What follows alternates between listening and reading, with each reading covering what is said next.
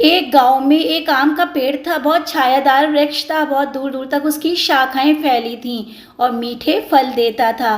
पास ही के गांव में एक बच्चा रहता था।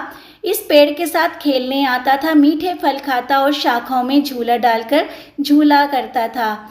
आम को आदत पड़ गई थी इस बच्चे की। बच्चा भी रोज आता था, अपना खेलता, आम खाता और चला जाता। कुछ दिन तक तो बिल्कुल सही चलता रहा, लेकिन कुछ दिन के बाद बच्चा आम के पास नहीं आया, आम के पेड़ के पास खेलने नहीं आया। आम को इंतज़ार रहता था कि बच्चा आए, मेरे पास खेले और मेरे फल भी खाए, लेकिन बच्चा नहीं आया। कुछ साल के बाद जब बच्चा बड़ा हो गया तो वह आम के पास आया और रोने लगा। आम के पेड़ ने पूछा कि तुम मेरे बच्चे क्यों रो रहे हो? तो बच्चे ने कहा कि मैं अब पढ़ना चाहता हूँ, मैं बड़ा हो गया हूँ, मैं स्कूल जाना चाहता हूँ, लेकिन मेरे पास इतने पैसे नहीं हैं कि मैं स्कूल जा सकूं।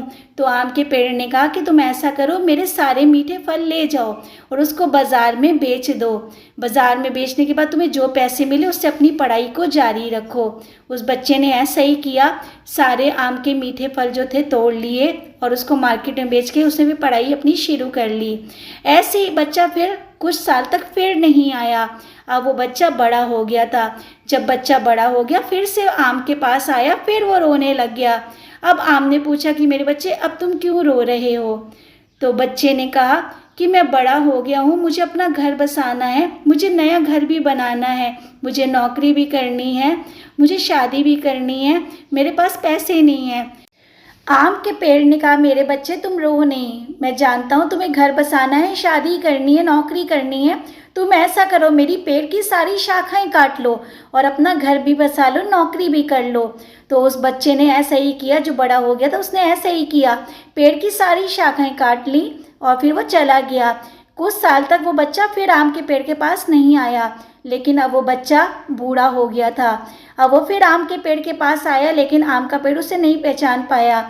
तब उस बूढ़े व्यक्ति ने कहा कि तुमने पहचाना कि मैं कौन हूँ? मैं वही छोटा बच्चा हूँ जो तुमने मुझे पहले आम दिए थे, मेरी पढ़ाई के लिए मदद की थी, फिर तुमने अपनी सारी शाखाएं मुझे दे दी ताकि मैं बेच के शादी कर सकूँ, अपना घर बसा लूँ।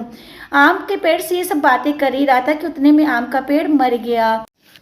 जानते हैं वो आम का पेड़ कौन है? हमारे माता पिता। हमारे माता पिता हर तरह से कोशिश करते हैं कि हम अपने बच्चों को खुश रख सकें, लेकिन हम लोगों के पास इतना वक्त कहाँ है कि अपने माता पिता के पास बैठें, उनके सुख दुख की बातें सुने।